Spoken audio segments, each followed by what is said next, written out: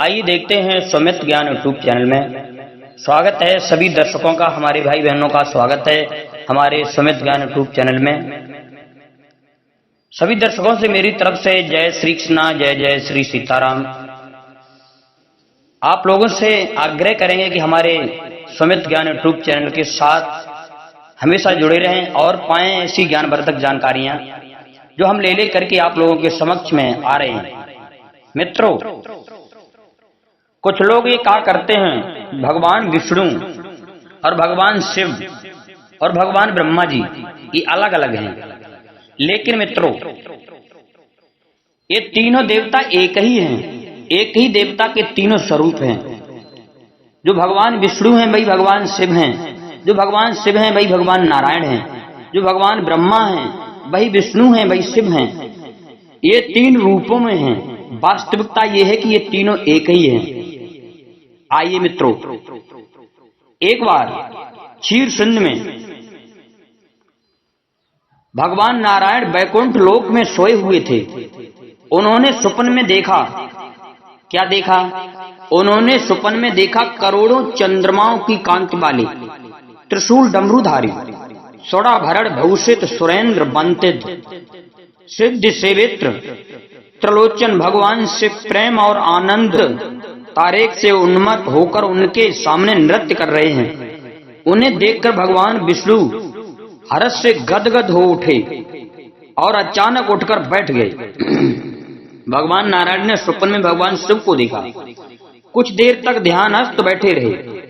उन्होंने इस प्रकार बैठे, उन्हें भगवान श्री नारायण को इस प्रकार बैठे देख करके जगत जननी माता लक्ष्मी जी ने पूछा, क्या पूछा? माता लक्ष्मी जी ने पूछा, भगवान आपके इस प्रकार अचानक निद्रा से उठकर बैठने का क्या कारण है? भगवान ने कुछ देर तक उनके इस प्रश्न का कोई उत्तर नहीं दिया और आनंद से निमग्न हुए चुपचाप बैठे रहे। कुछ देर बाद हर्षित होते हुए बोले, देवी। माता लक्ष्मी से भगवान श्री नारायण समझा करके बोले, हे देवी, मैंने अभी स्वप्न में भगवान श्री महेश्वर का दर्शन किया है। भगवान शिव को मैंने अपने स्वप्न में देखा है। उनकी छवि ऐसी अपूर्व आनंदमयी एवं मनोहर थी कि देखते ही बनती थी। मालूम होता है शंकर ने मुझे स्मरण किया है। अहो भाग्य, चलो कैलाश में चलकर हम लोग महादेव के दर्शन करें। ऐसा विचार कर दोनों कैलाश की ओर चल दिए। बड़ी मार्मिक कथा है। कहते हैं दो। अब आइए मित्रों, यहीं पे दिखाते हैं कि दो नहीं एक ही हैं। ऐसा विचार कर दोनों कैलाश की ओर चल दिए। भगवान शिव के दर्शन के लिए कैलाश मार्ग पर आधी दूर गए होंगे भगवान नारायण माता लक्ष्मी। दोनों देखते क्या हैं? भगवान शंकर स्वयं गिरजा के साथ उनकी ओर चले आ रहे हैं। अब भगवान के आनंद का तो ठिकाना ही नहीं रहा। मानो घर बैठे निधि मिल गई। पास आते ही दोनों परस्पर बड़े प्रेम से मिले। ऐसा लगा मानो प्रेम और आनंद का समुद्र उमड़ पड़ा। एक दूसरे को देखकर दोनों के नेत्रों से आनंदाश्रु बहने लगे और शरीर पुलकायमान हो गया। दोनों ही एक दूसरे से लिपटते हुए कुछ देर मूकवत खड़े रहे। प्रश्नोत्तर होने पर मालूम हुआ कि शंकर जी को भी रात्रि में इसी प्रकार का स्वप्न हुआ कि मानो विष्णु भगवान को वे उसी रूप में देख रहे हैं जिस रूप में अब उनके सामने खड़े थे। दोनों के स्वप्न में वृतांत से अवगत होने के बाद दोनों एक दूसरे को अपनी निवास ले जाने का आग्रह करने लगे। नारायण ने कहा भगवान शिव से, हे प्रभु, आप माता गिरजा के साथ हमारी वैकुंठ चलो। कुछ दिन आपको वहीं रहना होगा, आप सेवा करेंगे आपकी। और भोलेनाथ दोनों हाथ जोड़ करके कहने लगे, आप माता लक्ष्मी के साथ हमारे कैलाश की ओर प्रस्थान करो, हमारे कैलाश पर चलो, हमें सेवा का मौका दो।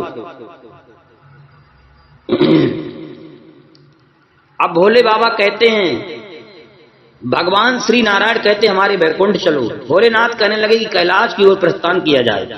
चारों लोग दोनों के आग्रह में इतना अलौकिक प्रेम था कि यह निर्णय करना कठिन हो गया कि कहां चला जाए। इतने में ही क्या देखते हैं कि बीड़ा बजाते, हर गुण गाते भगवान के सबसे निकटतम भक्त, सबसे प्रिय भक्त बाबा देव ऋषि नारद आ निकले। बस फिर क्या था, बाबा देव ऋषि नारद दोनों बाबा देव ऋषि नारद उनसे निर्णय कराने की कहां चला जाए।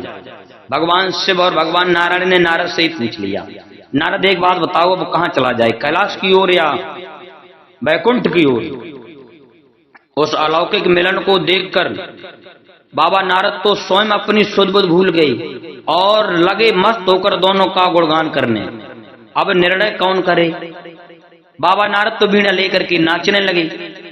अंत में यह तय हुआ कि भगवती उमा जो कह दें वही ठीक है, जो पार्वती जी कहेंगी वही होगा। अगर पार्वती जी कहती हैं कि कैलाश चलो तो कैलाश चलेंगे, पार्वती जी कह दें कि बैकुंठ चलो तो बैकुंठ चलेंगे। अब भगवान श्री नारायण ने माता पार्वती के ऊपर निर्णय डाल दिया कि आप बताओ कहां चलना है।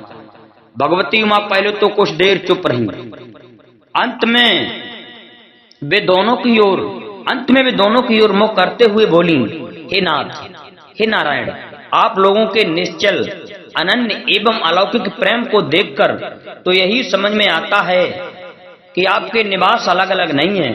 जो कैलाश है वही वैकुंठ है और जो वैकुंठ है वही कैलाश है, केवल नाम में ही भेद है। यही नहीं, मुझे तो ऐसा प्रतीत होता है कि आपकी आत्मा भी एक ही है, केवल शरीर देखने में दो हैं। और तो और मुझे तो स्पष्ट लग रहा है कि आपकी भार्याएं भी एक ही हैं, जो मैं हूं वही लक्ष्मी हैं और जो लक्ष्मी हैं वही मैं हूं। केवल इतना ही नहीं, मेरी तो अब यह दृढ़ धारणा हो गई है कि आप लोगों में से एक के प्रति जो दोष करता है वह मानो दूसरे के प्रति ही करता है। एक की पूजा करता है वह मानो दूसरे की पूजा करता है। मैं तो तय समझता हूं कि आप दोनों में जो भेद मानता है उसका चिरकाल तक घोर पतन होता है। मैं देखती हूं कि आप मुझे इस प्रसंग में अपना मध्यस्थ बनाकर मानो मेरी प्रवंचना कर रहे हैं, मुझे असमंजस में डाल रहे हैं, मुझे भुला रहे हैं। अब मेरी यह है प्रार्थना है कि आप लोग दोनों ही अपने अपने लोक को पधारिए। श्री विष्णु ये समझे कि हम शिव रूप में वैकुंठ जा रहे हैं, श्री विष्णु यह समझें कि हम शिव रूप में वैकुंठ जा रहे हैं और महेश्वर यह माने कि हम विष्णु रूप में कैलाश गमन कर रहे हैं। इस उत्तर को सुनकर दोनों परम प्रसन्न हुए और भगवती उमा की प्रशंसा करते हुए दोनों ने एक दूसरे को प्रणाम किया और अत्यंत हर्षित होकर अपने अपने लोक को प्रस्थान किया। लौटकर जब श्री विष्णु वैकुंठ पहुंचे तो श्री लक्ष्मी जी ने उनसे प्रश्न किया, हे प्रभु, आपको सबसे अधिक प्रिय कौन है? भगवान बोले, प्रिय मेरे प्रीतम केवल श्री शंकर हैं। देहधारियों को अपने देह की भांति वे मुझे अकारण ही प्रिय हैं। एक बार मैं और श्री शंकर दोनों पृथ्वी पर घूमने निकले।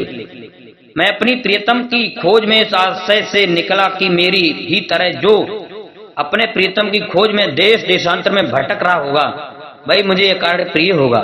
थोड़ी देर के बाद मेरी श्री शंकर जी से भेंट हो गई।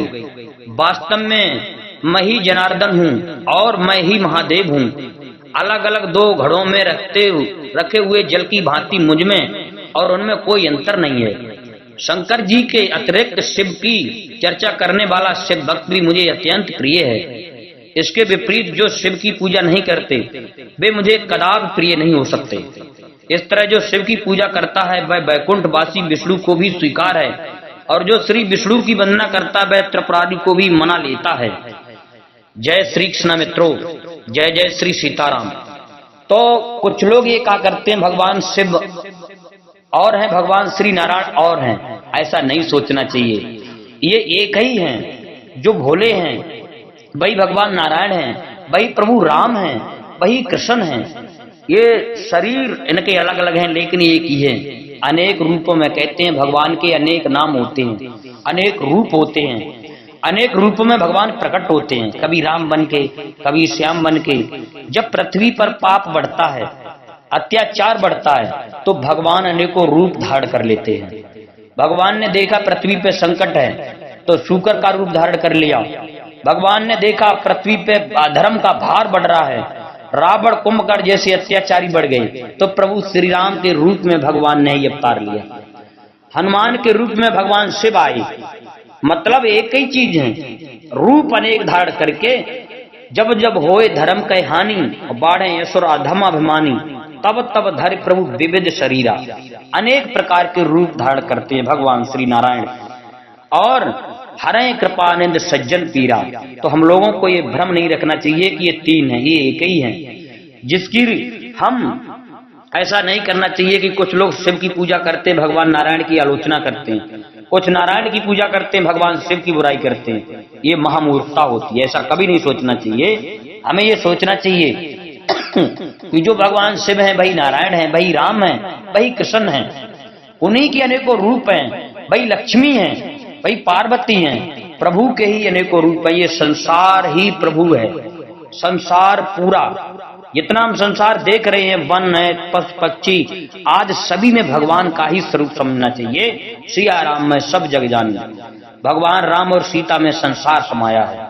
संसार ही राम है और राम ही संसार है। जय श्री सीताराम, जय जय श्री कृष्णा। हमारे चैनल को सब्सक्राइब करें, लाइक करें और भी ज्ञानवर्धक वीडियो पाते रहें और हमारे भक्त लोग भगवान से जुड़े रहें।